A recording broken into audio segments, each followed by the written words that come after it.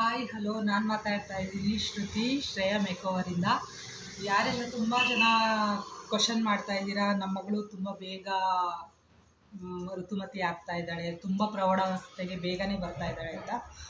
ಇದಕ್ಕೆ ನಿಮಗೆ ಆನ್ಸರ್ ಬೇಕು ಅಂತಂದರೆ ಇದು ಏನಕ್ಕೆಲ್ಲ ಆಗತ್ತೆ ಅನ್ನೋದಾದರೆ, ಎಲ್ಲ ತಾಯಂದರು ಮೊದಲು ನೆನ್ಪಿಟ್ಕೊಳ್ಳಿ, ಅವರಿಗೆ ಪ್ಲಾಸ್ಟಿಕ್ ಬಾಟಲ್ ಯೂಸ್ ಮಾಡೋದು, ಅಂದರೆ ವಾಟರ್ ಬಾಟಲ್ ಪ್ಲಾಸ್ಟಿಕಲ್ಲಿ ಕಳಿಸೋದು, ಪ್ಲಾಸ್ಟಿಕ್ ಡಬ್ಬ ಊಟನ ಪ್ಲಾಸ್ಟಿಕ್ ಡಬ್ಬಿಲಿ ಕಳಿಸೋದು, ಹಾಗೆ ನೀವು ಏನೇ ಬೇಯಿಸಿರೋದಾಗಲಿ ಅದರಲ್ಲಿ ಹಾಕಿ ಇಟ್ಬಿಡೋದು, ಇದನ್ನೆಲ್ಲದನ್ನು ಅವಾಯ್ಡ್ ಮಾಡಿ.